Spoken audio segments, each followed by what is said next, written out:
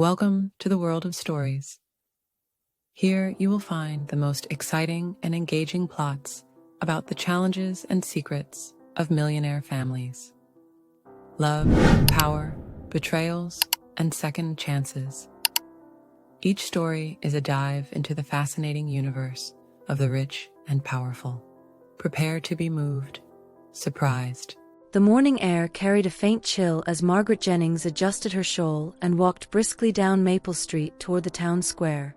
Fall had arrived in Redfield, painting the once green trees in shades of amber and crimson. The town buzzed with life as vendors set up for the annual Harvest Festival, a tradition Margaret cherished since she was a girl. Redfield was small, the kind of town where everyone knew your name, your business, and your past. Margaret, now 65, had lived here her entire life. Her days were filled with routine, mornings at the library where she worked, afternoons spent reading in her sunlit parlor, and evenings filled with quiet reflection. It was a simple life, but one she had grown to appreciate after years of hardship and loss. As she rounded the corner near the bakery, the familiar aroma of freshly baked apple pies filled her senses. She greeted Mrs. Thompson, the elderly baker, who waved enthusiastically from her booth. Margaret smiled and continued on her way, her modest handbag swinging lightly at her side. Her peace was interrupted when she heard the whispers. "Did you hear? He's back. After all these years? I never thought I'd see him again. They say he's staying at the old Pearsons estate. Imagine the nerve." Margaret slowed her pace but kept her gaze forward. It wasn't polite to eavesdrop, but the murmurs were impossible to ignore. She heard a name she hadn't uttered in decades, yet one that had been etched into her heart as if carved in stone. The words struck her like a cold gust of wind. She paused, gripping the wrought iron fence lining the square for support. Henry? Here? After all this time? The last time she'd seen Henry Whittaker, they had been just kids, young and foolish, their heads filled with dreams too big for a small town like Redfield. He had been her first love, the kind that consumed every thought and made the world seem brighter. But Henry had left, chasing opportunities in the city, while Margaret stayed behind, tethered by family obligations and a sense of duty. She thought of him often in the years that followed, wondering where life had taken him. She had heard rumors. He'd become a successful businessman, amassed a fortune, married a beautiful woman. Each whisper of his name was like a thorn in her side, a painful reminder of what might have been. But that was decades ago. She had moved on, or so she told herself. Margaret resumed her walk, but her steps were heavier now. As she approached the festival grounds, the town square unfolded before her, bustling with activity. Children ran between booths, their laughter mingling with the lively tunes of a fiddler on the makeshift stage. Margaret nodded to familiar faces, though her mind was elsewhere. She was arranging books at the library's booth when she felt it, a presence. She turned, her breath catching in her throat. There he was. Henry Whittaker stood just a few feet away, and despite the years that had passed, she recognized him instantly. His tall frame was slightly stooped now, his hair a distinguished silver, but his piercing blue eyes remained unchanged. He wore a tailored jacket, the kind that spoke of wealth and success, yet he seemed out of place among the modest townsfolk. "Margaret," he said, his voice deeper but no less familiar. Her lips parted, but no words came. The world around her faded into the background, the bustling festival, the chatter of passers-by, all of it seemed distant and irrelevant. "Henry," she finally managed, her voice barely a whisper. He smiled, a faint, wistful curve of his lips. "It's been a long time." The moment stretched between them, heavy with unspoken words and years of separation. Margaret found herself searching his face, looking for traces of the boy she once knew. "What brings you back to Redfield?" she asked, her tone more formal than she intended. Henry hesitated, glancing around as if searching for the right answer. "I've been thinking about this place a lot lately," he said. "About the people I left behind. About you." Margaret's heart skipped a beat, but she quickly masked her emotions. She couldn't afford to let old feelings resurface, not after everything she'd been through. Well, she said, adjusting the scarf around her neck, Redfield hasn't changed much. I suppose it never does. Some things haven't, he said, his gaze lingering on her. Margaret felt a wave of heat rise to her cheeks. She turned her attention to the booth, busying herself with a stack of books. How long do you plan to stay? She asked, keeping her voice steady. I'm not sure yet, he admitted. I bought the old Pearsons estate. Thought it might be nice to have a place to slow down. The Pearsons estate. Of course. The grand old house on the edge of town that had sat vacant for years. Henry's return was bound to be the talk of Redfield, and not in a good way. I imagine the townsfolk have plenty to say about that, Margaret said dryly. Henry chuckled, a rich, warm sound that stirred something deep within her. I'm sure they do. I never was one to fit the mold, was I? Margaret couldn't help but smile at that. No, you weren't. As the day wore on, Margaret found herself caught between the past and the present. Henry stayed nearby, chatting with old acquaintances and charming the townsfolk. Margaret watched him from a distance, her emotions a tangled web of nostalgia, curiosity, and caution. By the time the festival ended, Margaret was exhausted. She packed up the booth and prepared to head home, eager for the solace of her quiet house. But as she turned to leave, she found Henry standing in her path. Let me walk you home, he offered. Margaret hesitated, the weight of his words hanging between them. She wanted to say no, to keep the walls she had built firmly in place. But a part of her, a small vulnerable part, longed to say yes. All right, she said softly. The walk was quiet at first, the sound of their footsteps on the cobblestone street filling the silence. Margaret felt the years melting away, as if they were two young dreamers again, strolling under the same autumn sky. I've thought about you often, Henry said finally. Margaret's breath caught. Have you? More than I care to admit, he said. Coming back here. I wanted to see you. To see if the life I left behind was still here, waiting for me. Margaret stopped walking and turned to face him. Henry, life doesn't wait. It moves on. His expression softened, and for a moment, he looked like the boy she had loved so long ago. Maybe. But sometimes, if you're lucky, it gives you a second chance. Margaret felt a lump rise in her throat. She didn't know what to say, so she said nothing. They walked the rest of the way in silence, the weight of their shared history pressing down on them. When they reached her doorstep, Henry paused. I'd like to see you again, Margaret. If you'll let me. She looked at him, her heart torn between the walls she had built and the memories that threatened to break them down. We'll see, she said, her voice steady but her resolve wavering. And with that, she stepped inside, leaving Henry standing in the cool night air. The next morning, Margaret sat at her kitchen table, staring at the delicate china teacup in her hands. Steam curled upward, carrying the faint aroma of chamomile, but she barely noticed. Her mind was elsewhere, replaying the events of the previous day. Henry Whittaker was back in Redfield. And not just back, he had sought her out, spoken her name with the same warmth she remembered from decades ago. It was as though time had folded in on itself, blurring the lines between the young woman she had been and the older, more guarded one she had become. With a sigh, Margaret set the cup down and gazed out the window. Her garden, neatly tended as always, glowed in the golden light of early morning. She'd worked hard to cultivate a life of order and simplicity, but Henry's reappearance threatened to upend it all. She was still deep in thought when the telephone rang, its shrill tones slicing through the quiet. Margaret rose and answered, smoothing her apron as though the caller might see her. Margaret Jennings, she said. Margaret, it's Evelyn. Margaret stifled a groan. Evelyn Carter had once been a close friend, but the years had turned her into a gossip-monger with a penchant for meddling. Good morning, Evelyn, Margaret replied, keeping her tone neutral. Good morning, indeed. I just had to call after yesterday's festival. I saw you talking to Henry Whittaker. Margaret's grip on the phone tightened. And, well, I couldn't help but notice how close the two of you seemed. You know how people talk, Margaret. It's not exactly proper, given his reputation. Margaret bristled. And what reputation would that be? Evelyn let out a dramatic sigh.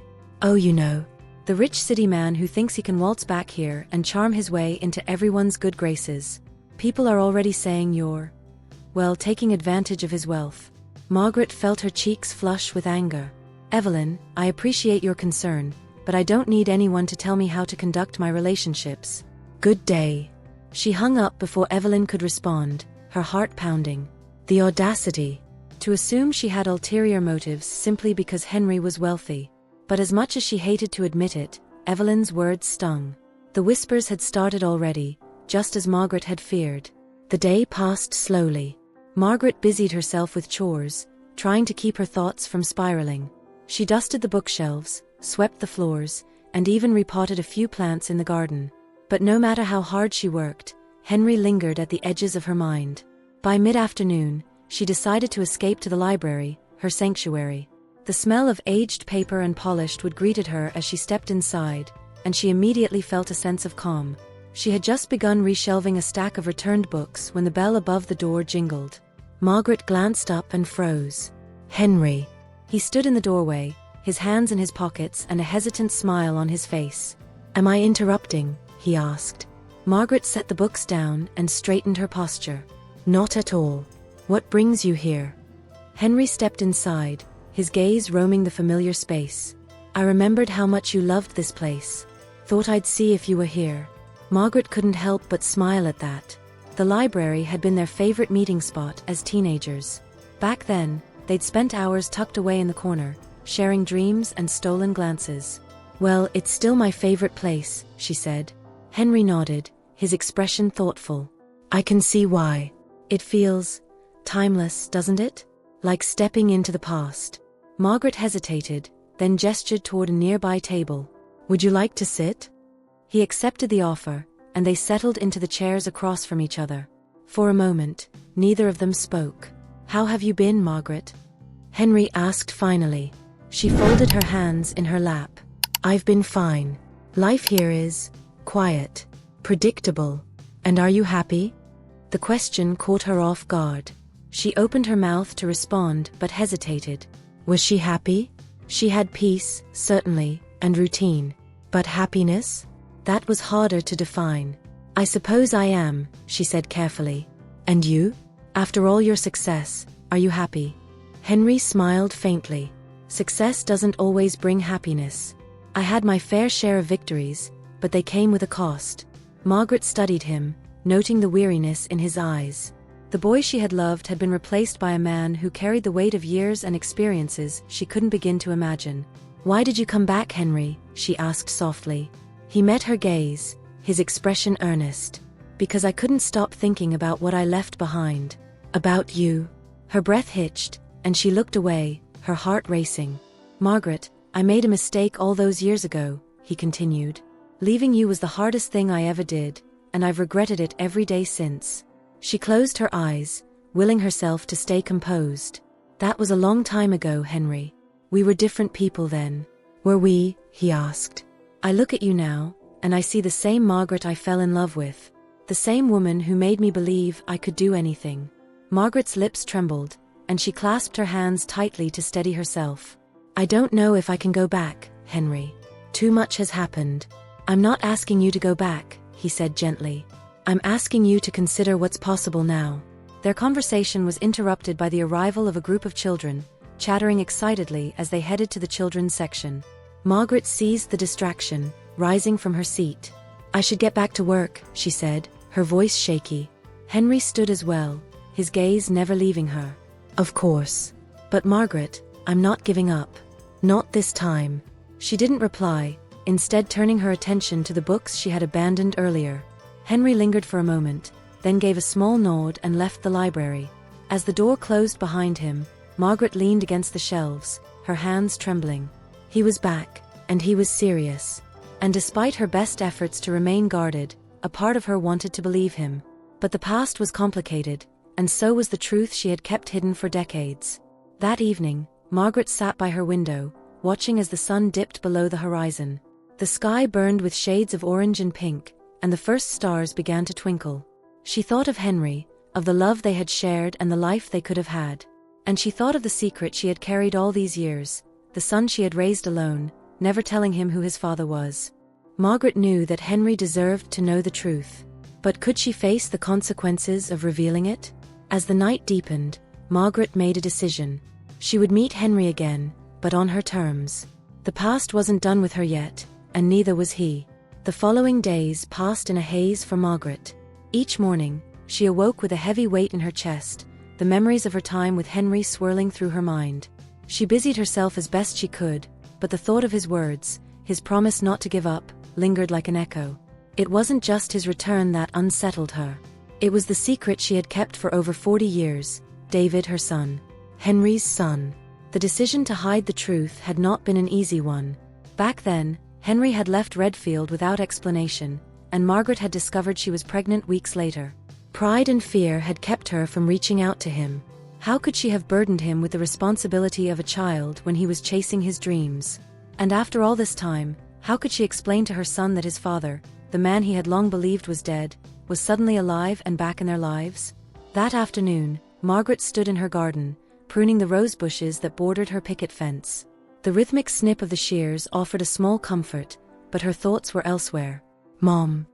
She turned to see David walking toward her, a newspaper tucked under his arm. At 43, he was tall and broad-shouldered, with sandy brown hair that mirrored hers. His kind eyes had always been a source of comfort to her, though now they held a hint of concern. David, she said, setting the shears aside. What brings you here in the middle of the day? He held up the newspaper. I saw this and thought I'd check on you. Margaret frowned as he handed her the paper. Her stomach twisted when she saw the headline in the local gossip column. Redfield's Millionaire returns. Rekindling old flames? The article was short but damning, speculating on Henry's reasons for returning and implying that Margaret was seeking to rekindle their romance out of greed. A photo of the two of them at the Harvest Festival accompanied the piece. Margaret folded the paper and sighed. It's nothing, David. Just the usual small-town chatter. It doesn't look like nothing, he said, crossing his arms. Who is this Henry Whittaker, and why is everyone talking about him? She hesitated, her fingers tightening around the newspaper. He's someone I knew a long time ago. Before you were born. David raised an eyebrow. I gathered that much. But why are they dragging your name into this?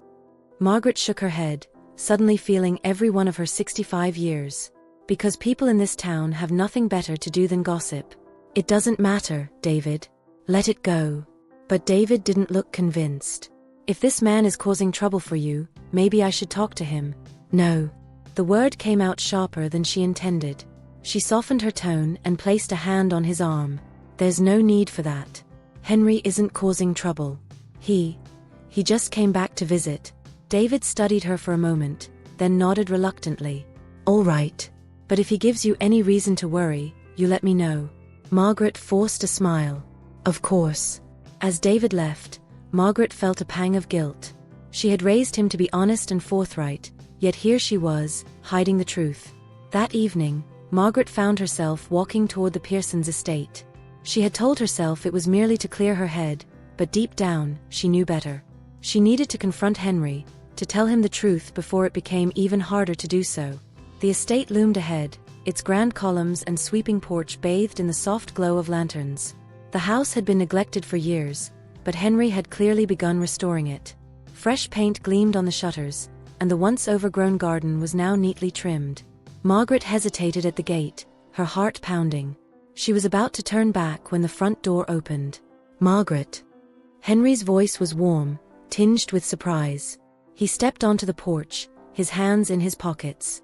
What are you doing here? Margaret swallowed hard. I needed to talk to you. Do you have a moment? Of course, he said, gesturing for her to come inside. She followed him into the house, her footsteps echoing on the polished hardwood floors. The interior was a mix of old and new, with antique furniture paired with modern touches. Henry led her to the sitting room, where a fire crackled in the hearth. Can I get you something? Tea? Coffee? No thank you, she said, settling into a chair. Her hands fidgeted in her lap as she searched for the right words. Henry sat across from her, his expression curious but patient. What's on your mind? Margaret took a deep breath. Henry, there's something I need to tell you. Something I should have told you a long time ago. He leaned forward slightly, his brows furrowing. What is it? She hesitated, her throat tightening. After you left Redfield, I found out I was pregnant. Henry's eyes widened, and for a moment, he said nothing. You had a child, he asked softly. Margaret nodded. A son. His name is David. He's grown now, a man with a family of his own. I raised him on my own, Henry. I didn't tell you because, well, you were gone, and I didn't want to stand in the way of your dreams. Henry stared at her, his emotions shifting from shock to sorrow. Margaret, why didn't you tell me? I would have come back. I would have been there for you, for him. Tears welled in her eyes. I didn't want to hold you back. And as the years passed, it became harder to say anything. I told David his father had died. It was easier that way. Henry leaned back, running a hand through his silver hair. Easier for who? Margaret, I've missed so much. Does he even know about me? No, she admitted, her voice barely above a whisper. He has no idea. And now, I don't know how to tell him. He's a grown man with his own life. I don't want to disrupt that. Henry stood and paced the room, his movements restless. He deserves to know, Margaret. He deserves the truth. We both do. Margaret wiped her eyes and stood as well. I know. That's why I came here tonight. I don't expect anything from you, Henry, but I thought you had a right to know. Henry turned to her, his expression resolute. I want to meet him, Margaret. If he'll let me, I want to be a part of his life. Margaret's heart ached at the determination in his voice. I don't know how he'll react. He's protective of me, and he doesn't take well to surprises. Then we'll do it together, Henry said firmly. We'll tell him the truth, and we'll face whatever comes next together. Margaret nodded slowly, her resolve hardening. It was time to stop running from the past. As she left the estate that night, Margaret felt a strange mix of fear and hope. The road ahead would not be easy, but for the first time in years, she felt the stirrings of something she thought she had lost, the chance for a new beginning. The morning dawned with an uneasy stillness, the kind that comes before a storm. Margaret sat at her kitchen table, nursing a cup of tea she couldn't bring herself to drink. Across the table, Henry sat with his hands folded, his expression calm but determined. The plan had been set. Today, they would tell David the truth. Are you sure he'll come? Henry asked, breaking the silence. Margaret nodded. I told him it was important. He said he'd be here after lunch. Henry leaned back in his chair, his gaze drifting toward the window. I don't know what I'll say to him, Margaret. How do you explain 40 years of absence in a single conversation? Margaret reached across the table, placing a hand over his. We'll take it one step at a time. Just be honest. That's all we can do. He nodded, but the worry in his eyes remained. The clock ticked away the hours, each passing minute heightening Margaret's anxiety. By the time David's truck pulled into the driveway, her nerves were stretched thin. She opened the door to greet him, her hands trembling slightly. Hi, Mom, David said, stepping inside and giving her a peck on the cheek. His demeanor was casual, but his sharp eyes quickly took in the unusual tension in the room. When he noticed Henry standing by the window, his expression darkened. Who's this? David asked, his tone guarded. Margaret hesitated, her heart pounding. David, this is Henry Whittaker. David's brows furrowed. The man from the paper? Mom, what's going on? Henry stepped forward, his voice steady but gentle. David, I'm your father. The words hung in the air like a thunderclap. David froze, his face a mixture of confusion and disbelief. What? He said, his voice low. Margaret stepped closer, her hands clasped tightly in front of her. It's true, David. Henry is your father. I should have told you sooner, but I didn't know how. David's jaw tightened, his eyes flashing with anger. You didn't know how? You lied to me my whole life, and now you expect me to just accept this. David, please, Margaret said, her voice breaking. It was never meant to hurt you. I thought I was protecting you. Protecting me? David laughed bitterly. From what? From him. He pointed at Henry, who stood silently, his shoulders tense. Henry finally spoke, his voice filled with regret. David, I didn't know about you. If I had, I never would have left. I'm here now because I want to make things right, if you'll let me. David turned on him, his anger boiling over. Make things right? How? By showing up after 40 years and pretending to care? You don't know anything about me. David, Margaret said softly, tears streaming down her face. He's trying. Please, just listen to him. David shook his head, his voice trembling with emotion. You lied to me, Mom. You told me my father was dead. Do you have any idea what that did to me? And now you want me to just forgive and forget.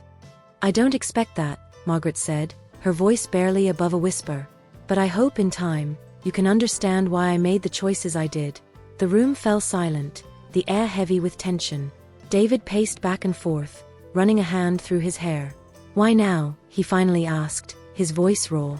Why are you telling me this now? Because I didn't want to keep it from you any longer, Margaret said. And because Henry deserves a chance to know you. You deserve that chance too. Henry stepped forward, his eyes earnest. David, I know I can't undo the past. But I want to be part of your life now, if you'll let me. I'm not asking for anything more than that. David stared at him, his expression unreadable. For a long moment, no one spoke. Finally, David let out a heavy sigh. I need time to think about this. A lot of time. Margaret nodded, relief and sadness mingling in her chest. Take all the time you need. Without another word, David turned and left, the sound of the door closing behind him echoing through the house. Margaret sank into a chair, her shoulders slumping with exhaustion. Henry sat across from her, his face pale but composed. Well, he said quietly, that went about as well as I expected. Margaret let out a shaky laugh. He'll come around. He just needs time. I hope you're right, Henry said, his voice tinged with doubt. He has every reason to hate me. He doesn't hate you, Margaret said firmly. He's angry, but that's because he cares. Just give him space. Henry nodded, though his expression remained troubled. Later that evening, Margaret sat alone in her living room, staring into the flickering flames of the fireplace. Her thoughts were a whirlwind of emotions, guilt, relief, and a faint glimmer of hope. The knock on the door startled her. She rose quickly, her heart skipping a beat. When she opened the door, she was surprised to see David standing there, his face etched with uncertainty. David, she said, her voice soft. What are you doing here? I've been driving around, thinking, he said. I'm still angry, Mom. But I realized. I need answers. About him. About you. Margaret stepped aside, her heart swelling with a mix of emotions.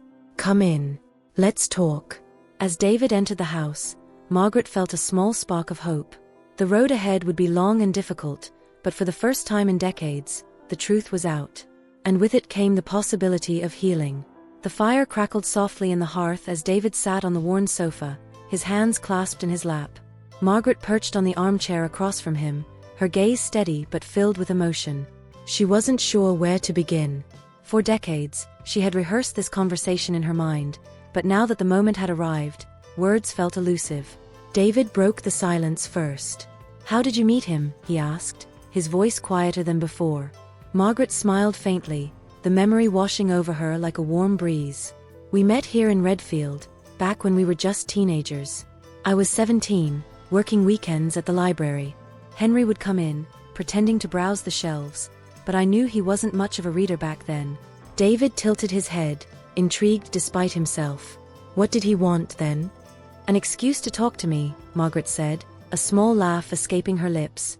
He finally worked up the courage to ask me to the Harvest Festival. That's where it all started. David leaned back, his expression softening. And then what happened? Margaret hesitated, the smile fading from her face. We were young and in love, but life wasn't easy back then. His family struggled to make ends meet, and he felt like Redfield didn't have anything to offer him. He wanted to make something of himself, so he left to find work in the city. Did he ask you to go with him? She nodded, her eyes misty. He did. But I couldn't leave. My father was sick, and my mother needed me. I told him to go and promised we'd find our way back to each other someday. David frowned. But you didn't. No, Margaret said, her voice trembling. He wrote to me a few times, but as the years passed, the letters stopped. And then I found out I was pregnant with you. I thought about reaching out to him, but I didn't want to hold him back. He was building a new life, and I didn't think he'd want the responsibility of a child. David rubbed his temples, his frustration evident. You should have told him, Mom. He deserved to know. I deserved to know. I know, Margaret said, tears welling in her eyes. And I've lived with that guilt every day. But you were my world, David. I did what I thought was best at the time. The room fell silent for a moment, the weight of her confession settling between them. What about now? David asked. Why did he come back? Margaret hesitated, unsure how much to reveal. He says he's here to reconnect with me, with the town. He's trying to make amends for the choices he made. And you believe him? Margaret met her son's gaze, her voice steady. I do. I know it's a lot to take in, but Henry isn't a bad man, David. He's made mistakes, just like all of us. But I believe he wants to be part of your life, if you'll let him. David's expression remained guarded. I don't know if I can just welcome him in like nothing happened. He's a stranger to me. I understand, Margaret said softly. Take your time. No one expects you to forgive him overnight. The conversation shifted after that, meandering through lighter topics as they both tried to ease the tension. By the time David left, the air between them felt less heavy, though Margaret knew the road ahead would still be bumpy. The next morning, Margaret called Henry. He came back last night, she said, her voice filled with cautious optimism. And? Henry asked, his tone tinged with nervousness. We talked. He's still angry, but I think he's willing to listen. Henry exhaled, relief evident in his voice. That's more than I could have hoped for. Thank you, Margaret. Don't thank me yet, she said. He's not ready to see you, but he's curious. Give him time. I'll wait as long as it takes, Henry said. The following weeks passed slowly, each day filled with a delicate dance of reconciliation. Margaret kept the lines of communication open with both Henry and David, relaying their concerns and thoughts while carefully avoiding pushing too hard. It was during one of these conversations that David surprised her. I've been thinking, he said one evening. Maybe I should meet him, just to see what he has to say. Margaret's heart leapt. Are you sure? David nodded, though his expression remained serious. I need answers, Mom. And I need to hear them from him. The meeting was arranged for a Saturday afternoon at Margaret's house. She prepared tea and sandwiches, her hands trembling as she set the table. Henry arrived first, dressed neatly but nervously adjusting his tie. Relax, Margaret said with a small smile. He's not expecting a boardroom presentation. Henry chuckled, though his hands still fidgeted. Old habits die hard. When David arrived, the air in the room grew tense. He entered cautiously, his gaze flicking between his mother and the man who claimed to be his father. David, Henry said, rising to his feet. Thank you for coming. David nodded stiffly, taking a seat across from him. Margaret poured the tea, her hands steady despite the tension. I'll leave you two to talk, she said, stepping toward the door. No, David said quickly. Stay. I want you here. She nodded and sat beside him, her presence a small comfort. The conversation began awkwardly, with Henry recounting his life after leaving Redfield. He spoke of his struggles, his eventual success, and the loneliness that had followed. I always wondered what might have been, Henry said, his voice thick with emotion. But I thought I had burned that bridge. I never imagined I had a son out there. David listened quietly, his expression unreadable. When Henry finished, he leaned back in his chair and crossed his arms. So what now? David asked. You show up after 40 years and expect us to just welcome you? No, Henry said earnestly. I don't expect anything. I just want a chance to know you, if you'll let me. David studied him for a long moment, then glanced at Margaret. Her eyes were filled with silent encouragement, but she said nothing. I don't know if I can forgive you, David said finally. Not yet. But maybe we can start with a conversation. Henry nodded, his relief evident. I'd like that. More than anything. The meeting ended on a tentative note, but for Margaret, it felt like a breakthrough. As she stood at the door, watching David's truck pull away, she turned to Henry. That was a good start, she said softly. Henry smiled, a hint of hope in his eyes. It's more than I deserve. Margaret reached for his hand, giving it a gentle squeeze. It's what we both need. A chance to heal. And for the first time in years, Margaret felt like healing was truly possible. The days after David's tentative meeting with Henry were marked by slow but steady progress. Conversations that once felt impossible began to flow with ease. Margaret often found herself sitting quietly, listening as the two men exchanged stories, David sharing memories of his childhood and Henry recounting his journey from a poor boy in Redfield to a successful businessman. It wasn't perfect, but it was a start. One crisp Saturday morning, Margaret stood in her garden, the golden sunlight filtering through the trees. She trimmed the last of her rose bushes, pausing occasionally to enjoy the warm autumn air. She was startled when she heard a knock at the gate. Turning, she saw Henry and David standing side by side, both smiling faintly. "Good morning," Henry said, his voice carrying a warmth that made Margaret's heart lift. "Morning," David added, holding up a box. "Thought I'd stop by and bring some donuts." Margaret smiled, setting her shears aside. "Come in, both of you." The three of them settled around the garden table, the air filled with the aroma of fresh coffee and cinnamon donuts.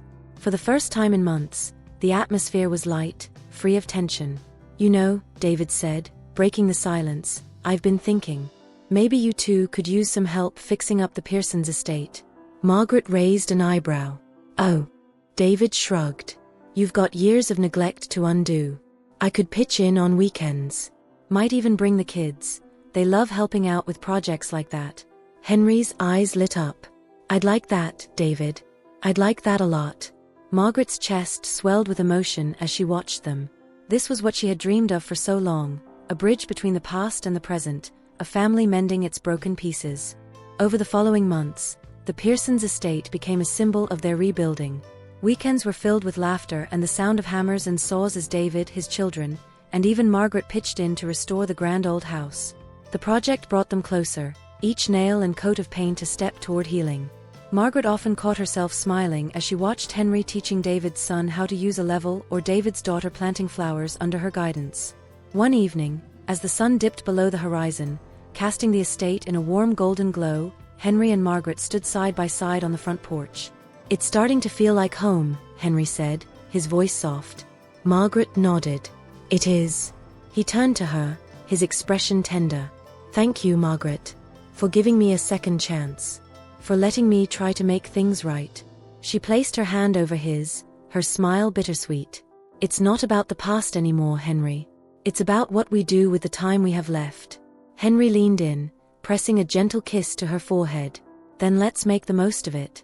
As the seasons changed and the estate came alive with life and laughter, Margaret realized something she hadn't felt in years: peace. The pain of the past hadn't disappeared, but it no longer defined her. She had her son. She had Henry. And most importantly, she had hope. The story of Margaret, Henry, and David wasn't just about reconciliation. It was about embracing the imperfect beauty of life and the possibility of new beginnings, no matter how late they came. Thank you so much for joining us on this heartfelt journey. Stories like this remind us of the importance of love, forgiveness, and the strength of family bonds. If you enjoyed this video, please take a moment to like it and share your thoughts in the comments. We'd love to hear from you. And don't forget to subscribe to our channel. Your support helps us continue creating meaningful stories like this one. Hit that subscribe button and turn on the notification bell so you never miss our next story. Thank you again, and we'll see you in the next video.